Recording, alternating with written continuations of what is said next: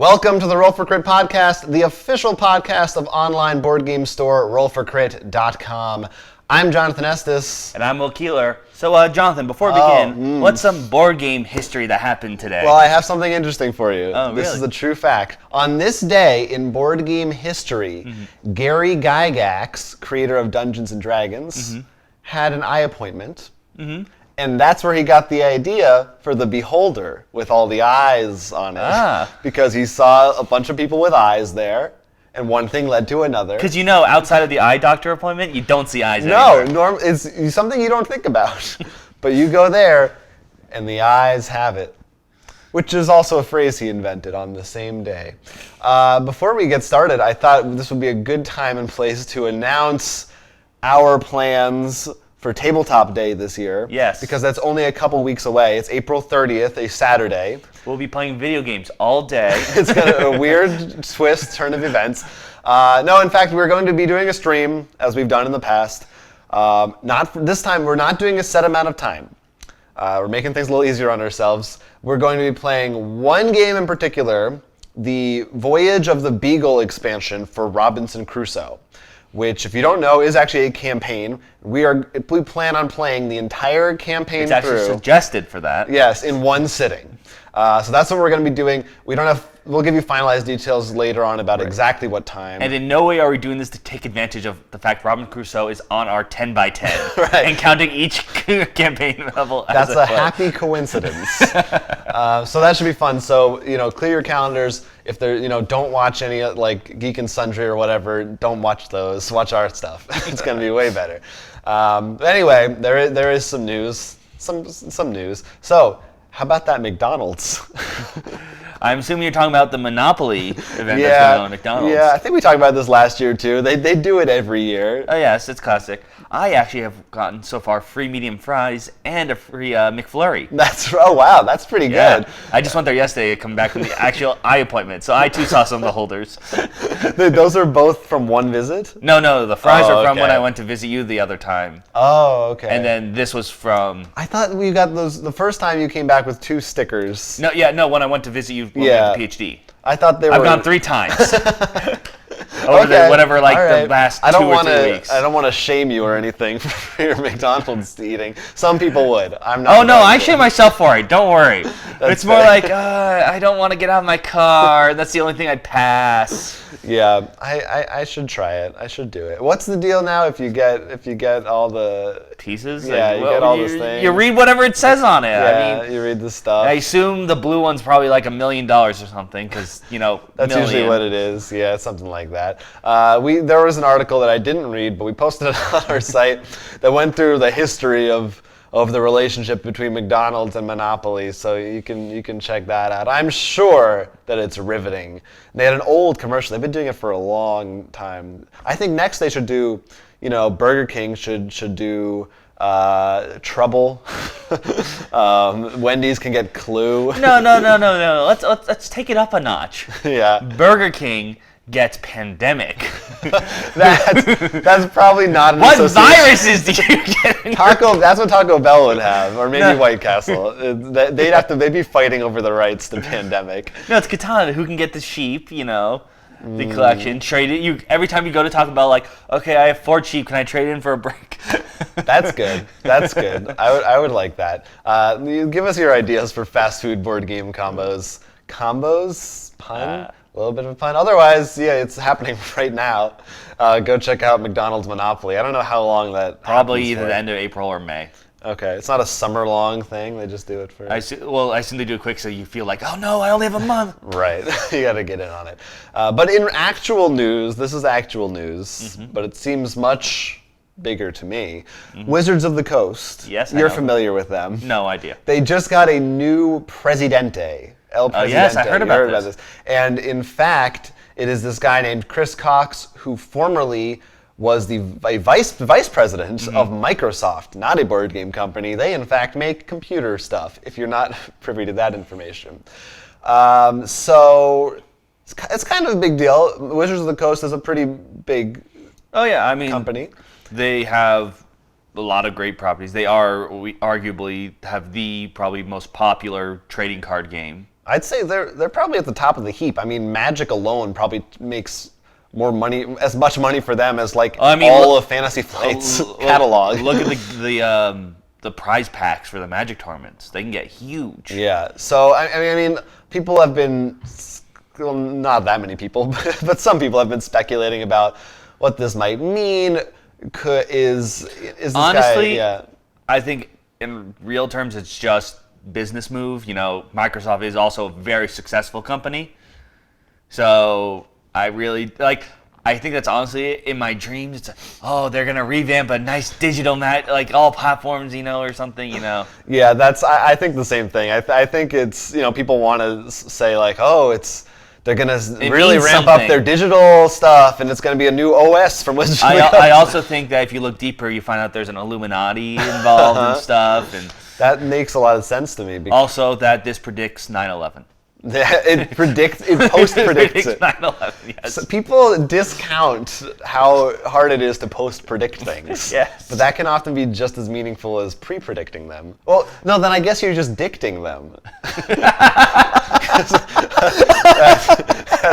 You predicted or you dicted. This is good. Oh my God. Well, then what's diction? All right, that kind of makes sense. Anyway, Jonathan, you're going too far down the rabbit hole, man. The diction rabbit hole. I am. I think you found a new conspiracy. But I don't know what the guy stepping down, if anything, if he's moving on to anything, because he oversaw, I think, a pretty wide chunk of their stuff. But I don't think we're in any danger of. Yeah, I mean, honestly, I don't think too much is going to change, at least from our view. I mean, like you said, Magic already makes so much money for them and stuff. I don't think they're going to change the marketing plan. I wonder how big D&D is for them, because I think it's reasonably big, considering also movies coming out. Right, they want to make it they really want to capitalize on that. That I think is more likely. Maybe we'll see something come out of. It would be interesting to see if he has connections, because we have to remember that we are entering we love to bring this up every time, the world of VR. So that might, I mean, maybe there might be rumblings, but I don't think if we were to see any effects of that, I'm guessing not even within a year, like 3 years maybe before we even hear any rumblings of that, I would say. And they do have, you know, Magic Online and all that stuff, and it's on Xbox, I'm pretty sure, so there's stuff there already anyway. So yeah, I agree. We think nothing will happen, and that's which isn't bad. No, it's kind of an interesting thing, but probably no one's going to really notice anything. But coming off of Magic: The Gathering, I thought this was interesting for a number of reasons. There's next, I think it's the 26th of this month. There's a documentary being released. Did you hear about this at all, or no? No, I don't think so. It's coming to Netflix and YouTube. Okay. I don't know if you're gonna have to pay for it on YouTube or not. And, well, I have Netflix, so I don't care. Right, most people probably do. And they're also going to be streaming it the day it's released on Twitch. But it's a documentary about the Magic tournament scene. In particular, there's a trailer for it that you can watch, and they're following a few different people and their experiences, and there's one person who was like the first female Magic champion, and their rises and like former champions and what they do to prepare and what that's like. No, I think this is a very interesting scene, and it's very complicated. There's a reason why people usually, if you get into one CCG, you know, can't really go out to the other ones. And the Magic in particular, especially if you go, I assume they're going to look a lot through this, probably all the modes, but the big one is standard. And this is the one that rotates. So once a king, you could be king at one moment, then gone the next. Yeah. Because either a star card in your deck drops out, or the next set has something that just decimates whatever your style is. And of course, then we have to look at the recent debacle about one pro Magic player being banned. Right. I wonder if they'll talk about that. And I know you mentioned the first female player. I would like to see if they actually bring up the fact the split in gender, because I know a lot. I'm sure I know when I go to more local places, I haven't really gotten to a bigger area, but like usually it's maybe one female, like. Right.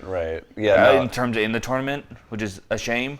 But look at, like, as we mentioned before, the prize packs are huge, how that's split up, how do they worry about counterfeiting and things like that, and how they handle maybe their other tournament tiles, or like new ones, like the Commander's only recent in terms of Magic history. And I don't even know if they run tournaments for it yet. Or if they do, they're not as big. Yeah. So like what do they do when new rule sets made by other people come up and stuff? And I think it definitely is. I'm surprised it took so long, really.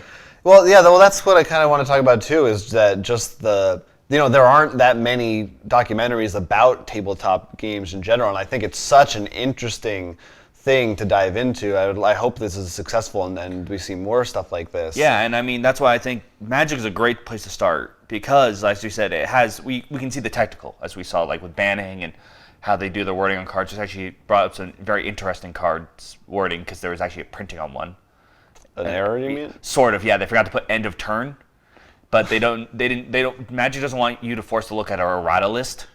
Right. So that brings up a lot of interesting things. Looking at the different rules and play stats and how certain cards have dramatically affected, like when Jace, the Mind Sculptor, hit. I think Jace. Well, when he hit the standard scene, I think it ended up the tournament. Every single deck was literally the same, except for maybe 2 cards. It was that big of a deal. Well, and I think there's also there's a huge human element to it. No, and that's the other. Then we look at the social scene. Yeah. Even I think it'd be funny if they brought up the guy who got banned for a year for taking photos behind people and stuff. Of how they didn't want Magic to be perceived that way. Yeah, no, I would think it would have to get a mention. I hope it does. I do too. Well, that's the thing. I think there's a lot to it. From the trailer, the vibe, it reminded me a lot of the documentary which I love, which I think you've seen, King of Kong, about the Donkey Kong. Mm-hmm. That's what it felt like. It's that. I hope that it does as good a job as that does at locking on to people that are really interesting to follow and they're passionate and how they interact with the community and what their strategies are. I think that is because I think that one's good. I think unlike the Donkey Kong one, there's a lot more. And remember, international too. So this is there's a lot more meat for them to bite into. And I hope they do go for it instead of just very covered here's Magic. Yeah, right. You don't want the It has the potential to be beginners. Really good, but I also know it has the possibility of being very flat. Right. I hate when there's documentaries like that. I mean, considering that they're going on Twitch, YouTube, and Netflix, particularly Twitch, they have to know they're going to hit people who already know the basics of Magic. Yeah. You don't scream it on Twitch expecting do you know what a land is? Well, we have Netflix, so we should watch it, and maybe we'll do a review of it in a couple weeks on a podcast. I'll try to also teach you so you at least know the basic rules. Well, I'm a very fast learner, so it should be extremely easy. That comes out April 26th. It's called Enter the Battlegrounds, or something like that, with the word magic in there probably. So that should be neat. Now, this brings us to a section of our show that we like to call Kickstarter Pickstarter, in which we examine some Kickstarters that we've picked as starters. And the first one is something that everybody's heard about. It's a follow-up to Cryptozoic's Ghostbusters board game. Ooh, let me guess. Mm-hmm. DC deck building. Yeah, surprisingly. No, it's Ghostbusters the board game 2. Will, you actually are a backer of this as you were of the first one? Yes, though I backed it because they had an early bird and I just wanted to hold it and wait until the 48 hours decide. So you might back out. Yes. Well, mostly the reason behind that though is just because we haven't played the first one yet. Right. It's a little... We got it, and then we've never had the time to sit down. Well, how long? It was October, right? When it launched? That's the other thing. I feel like we've barely had it. Or no, it's October it was released, yeah. The Kickstarter itself was probably about a year ago. Yeah, maybe. But still. No, it's pretty soon. It's pretty soon. I'm wondering how many people outside of hardcore board game fans... Well, I'm pretty sure it's already way past it. No, yeah, it's definitely well-funded. But it just, I don't know, it's because I'm in the board game bubble, so I'm wondering outside of that, are other people talking about the Ghostbusters board game or not? I don't know. That's a very interesting thing. And another thing to point out is that this one has nothing to do with the movie. The second movie, you mean, even though it's called the board game? No, I mean... the new movie. The new movie. No, the Statue of Liberty is in this. It is based on the second movie, from what I remember, yes. No, but I mean, as far as I know, there's nothing related to that. Doesn't surprise me. I mean, no, but I mean, so it's not let's push this out before the new movie comes. That's what I'm trying. Well, I think it is and it isn't because even if it's not directly related, it's still the name. But I mean, not directly. Considering how if you watch the first Kickstarter video, which I was really happy because they really pulled a lot, especially for the characters for the lore. Like they even had the guy who's the video game character from the Ghostbusters game, and actually they're making a new Ghostbusters game. Video game? Yeah, but it's like... Oh, it's the one that's like overhead? Yeah, which is it's not. It's like arcadey. I got excited for a second when I first heard because I love the... Yeah, it's like a downloadable thing. But so it's very interesting how quickly they're pushing this. I guess obviously it was successful both times. Oh, so yeah. I mean, I can't really blame them too much. I don't know if they hit it or not. I know one of the things you can get is actually Slimer as a playable character. Huh. Like he becomes a Ghostbuster. He has a proton pack. Okay, sure. Whatever makes you happy. Whatever slimes your grime, as I like to say. One of Jonathan's common catchphrases. And this is also a standalone, right? By I believe itself, so. I think. Well, it goes for $80, so hopefully it's a standalone. That's another reason why it's like, I'll hold it, but... Right. Yeah, so there's a lot there. I'm sure if you've heard of it or if you know if you want it or not already, you've backed it. It's Ghostbusters 2. There's next one I'm going to talk to you about. Might remind you of a different 80s movie. All right.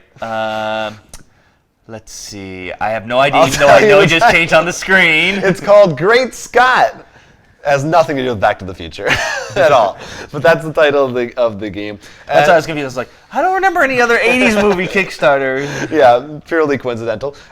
This is basically a party game in the vein of, I would say, Fun Employed or that game Roots, the word building game that was also a Kickstarter game. And it's a card drafting game where you're drafting different elements of inventions. And once everyone has the cards that they want, you put them in a row and you have to pitch to everyone what your invention is using these weird things. So it's kind of like supposed to be like an 1800s like snake oil salesman, like you're pitching your weird invention items. What I imagine what this could be really fun, sort of an alternate, is the way it works is the one you actually, it's more like, what's this show called? Shark Tank? Uh-huh. So you have to pitch your idea to, and everyone like puts a number how much they think is worth or something. Well, it's kind of like that, kind of. All right. Well, the two things, so, you know, on the surface I thought, well, it sounds funny, but it kind of sounds like we've had party games like this before. The things that I liked first were the drafting element.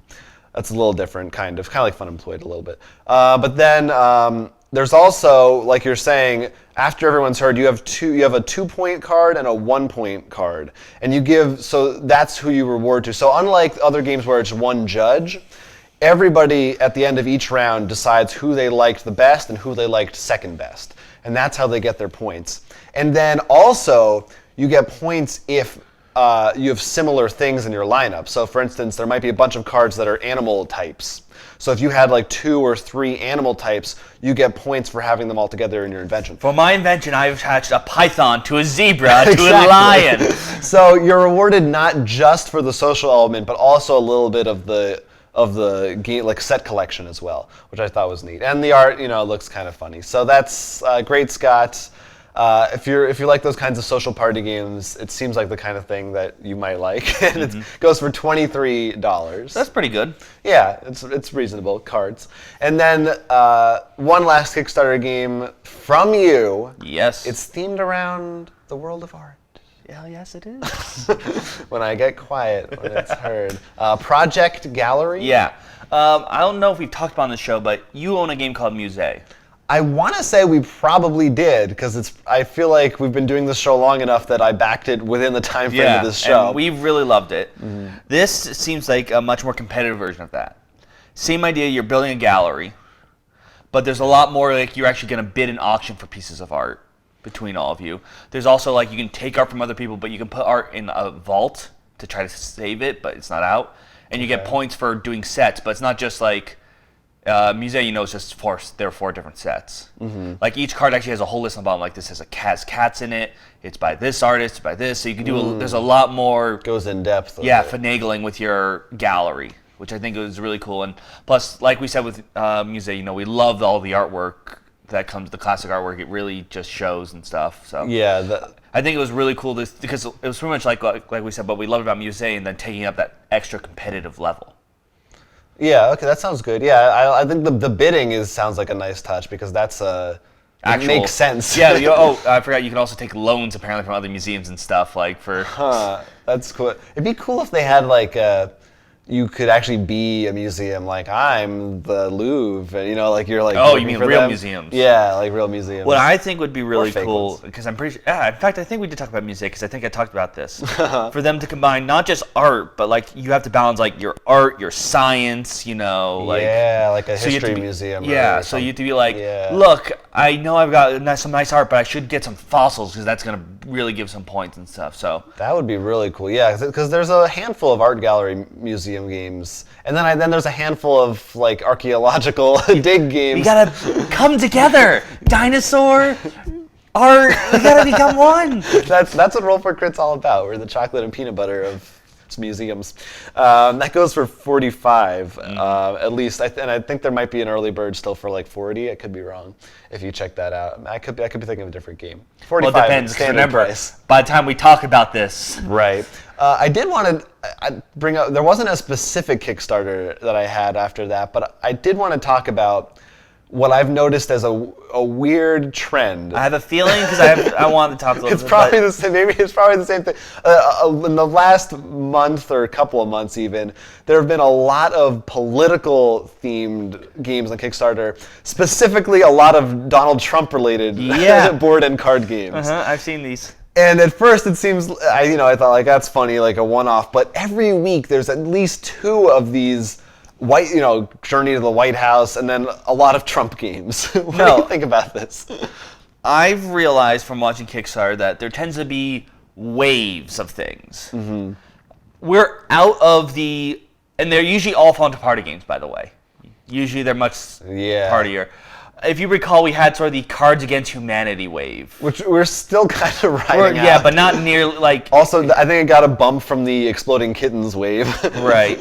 And now we're in the political wave, because really, I guess it's hard to say, because I feel this is probably the first time I've been really, in the political sphere keeping track.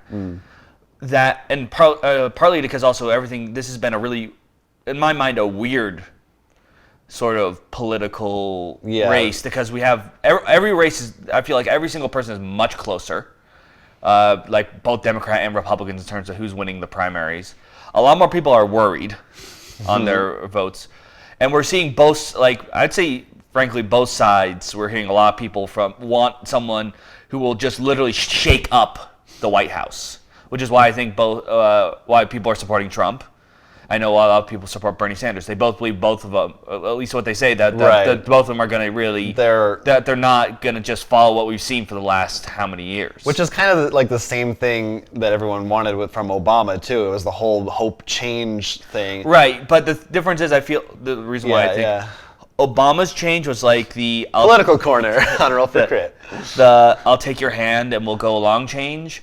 And now what people want from Bernie and like Trump burn it down. Yes, are like the war change.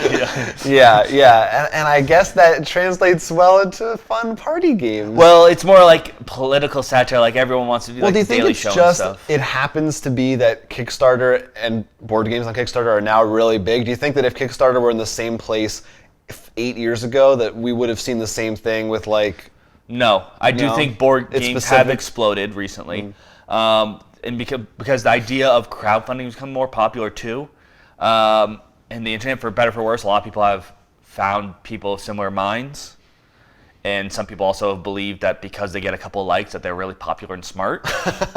Not that I've looked at any.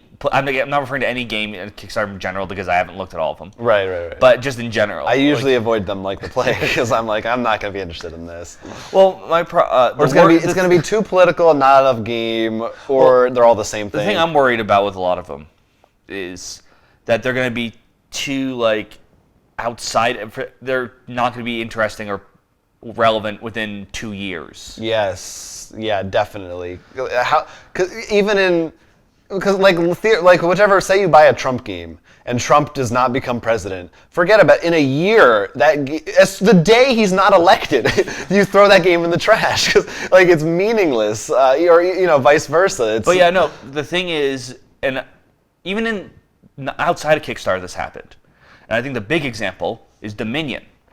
Dominion hit the field. We've never saw deck building really before. And then as soon as that hit, we've seen how many different deck building games? Like, what happens is when someone or something, like one idea sort of hits the field, everyone tries to copy and try to get on the money bandwagon as quick as they can. I wonder how many of these have been successful. Probably a decent bunch of them? I don't know. Either they're all crashing and burning, or they're all doing really well, and that's why they keep doing them. I will say probably, just from what Kickstarter and the people I know on it, it's more likely to be successful if it leans towards the left. I'd feel there's probably more people. Do you think there's more democratic board game players? We should find this out. I don't know if democratic board game players, but I mean people who would be backing, willing to risk and back on Kickstarter. Right, because some of these conservatives don't want to put their money into it. Well, so, I mean, depending on how many I've seen, like how much you need from the. Right. Also, because I feel like I've seen a lot more like anti-Trump games and stuff. Well, there was an article, I forget where, it was like New York Times or something, about how why they think there tend to be more comedic things that are left-leaning. Like, there's not really as much of The Daily Show and John Oliver for the other side. There isn't. I literally cannot name one. Right, and for the conservative side, it tends to be more about talk radio and stuff, and that, like, much more serious. And there was a lot, I don't want to go into it, but it was like, it was interesting, like, why they think that's the case, and maybe that's kind of lending itself here. That's why I said more satirical. That's why I didn't want to say in board gamers in general, because we have those people. We have the people who enjoy the lighthearted, silly comedy. Right. But there are the people who will go down your throat if you do one rule wrong. So you think the equivalent, the pro Donald Trump game is like a Euro hardcore 4X game? I think the pro. I don't know what the pro like if excluding what theirs would be. Donald Trump can be pretty, at least in his, he's equally like, he calls people's names and stuff. I could see a card game just to like anti-left as well. I think it could happen. No, it could. It probably has happened. Well, they might just get Cards Against Humanity. Because for whatever reason, everyone loves that. Right. That's the common thread. That's what the common thread is everyone hating everyone. Right. That's what you should take from our entire discussion. Well, let's wrap our show up with some viewer comments. How does that sound? That sounds good. I feel like that was a topic of the week. That was a good. We brought that all full circle. Now for people to yell at us. Last week or a couple weeks ago, we did our solo play for Hostage Negotiator. If you didn't see it, I went up against Donna Scarborough, abductor. Yeah, that was fun. Abductor of students. I was not allowed to join. Nope. Ken Shockley, our good friend, chimed in. He believes the deck was stacked against me. RFCPD should not have put me in that situation. I tend to agree. And he checked out Donna Scarborough on Facebook. It turns out she's a fan of the Cerberus engine deck building games, which is why she could tell I did not mean any of my small talk. I wasn't being sincere. I think that's probably the case. Yeah. See, that's what your issue was. You should have gone straight and going, look, here's the deal. I've got equipment cards. I'm going to combo out like you've never seen before.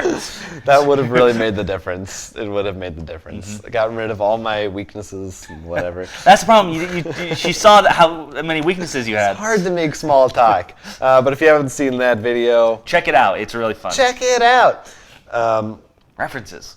We also talked about recently misogyny and harassment. Right. Fun topics. Rico Cordova says that this is kind of not directly misogynistic, as he is a man, but he stopped going to meetups and friendly local gaming stores because of what he calls, quote, overwhelming personalities, which includes profane, loud, non-hygienic, or otherwise annoying people. No, I agree. That they like play a role, but that's like a whole separate thing. It's definitely...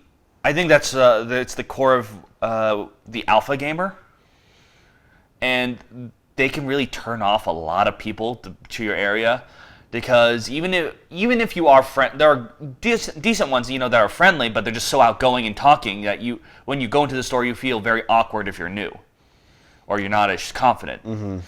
But plenty of them that I know that understand that, know how to take that to their advantage and be like, instead of trying to push you through the door, even if you know there's good things on the other side of the door. They'd be like, look, here's Magic the Gathering, just tell me if you want to check it out, I'll explain the rules. The trick is, and I know plenty of people who have ruined things for, like my friends have said how they hated things, not because they've actually watched a show, this is somewhat related, but because someone kept talking about it and like... Right, when you hear about something so much, you're like, oh geez, I don't want to check that out, I'm tired of it already.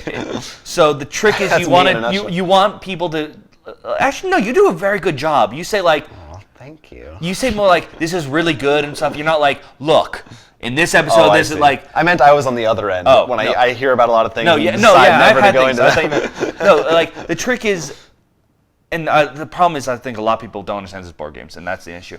Is understanding, like, hey, look, if you want to play Catan, we'll tell you how to play it. We're not going to force you. Just look around, see what you like. If you're interested in Magic, I'll show you a couple turns.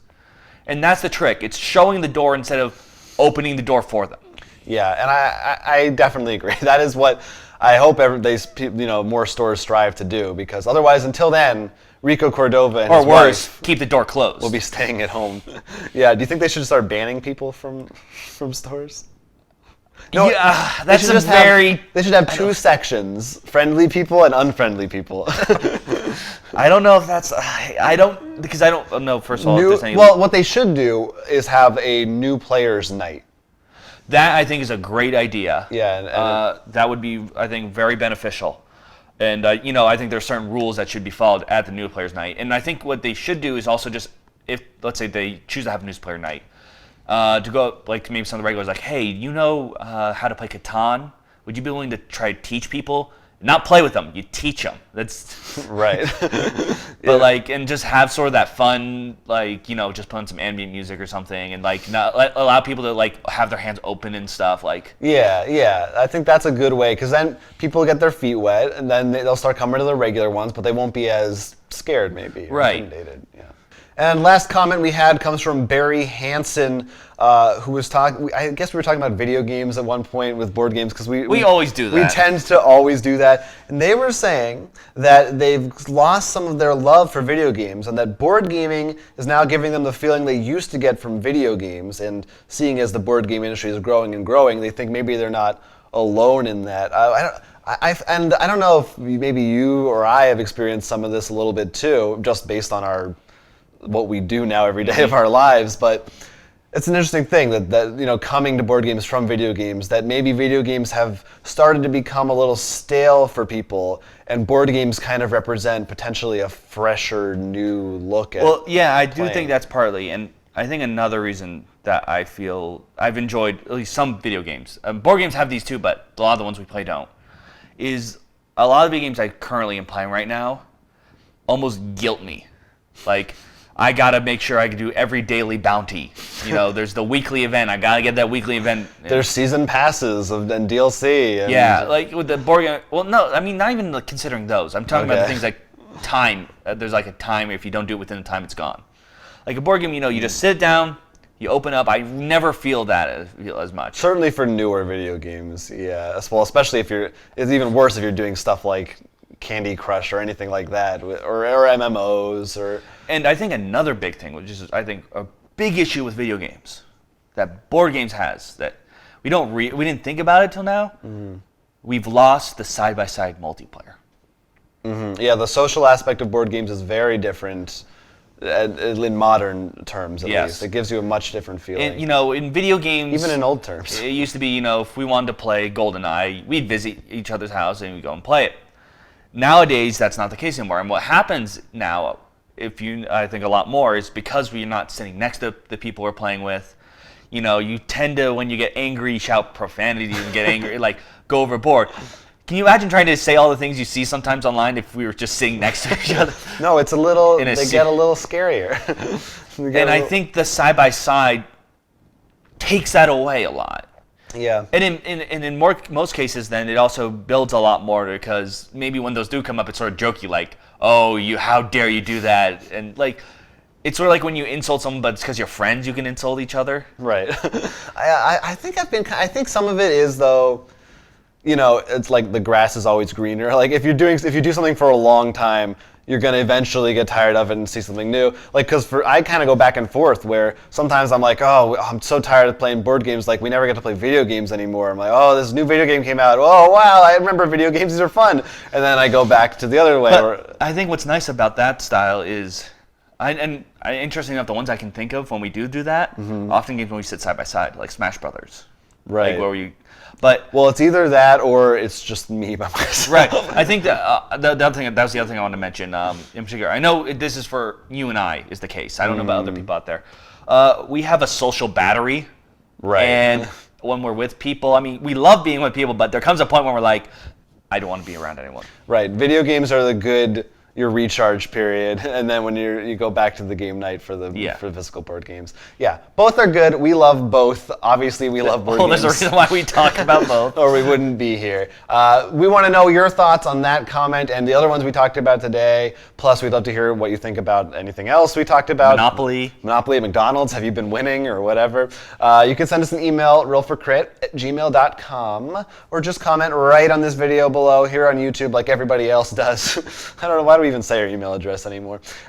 You can also find us on Twitter @rollforcrit, Instagram, our personal Twitters that you can see on the screen. So many places. And of course, but what the most important thing is rollforcrit.com, where we sell a lot of the games we talked about, or will be if they're not out yet, where we have all these news articles, even ones that we didn't mention yet. Yep. All the videos we make are posted there. It's just the perfect place to find everything. It's good.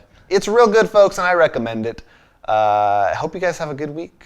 Yeah. Check out McDonald's if you're not. Hopefully the weather gets better or worse so we can stay inside and play more board games or video games. But for now, I'm Will Keeler. I'm Jonathan Estes, and thank you for watching yet another edition of Roll for Crit.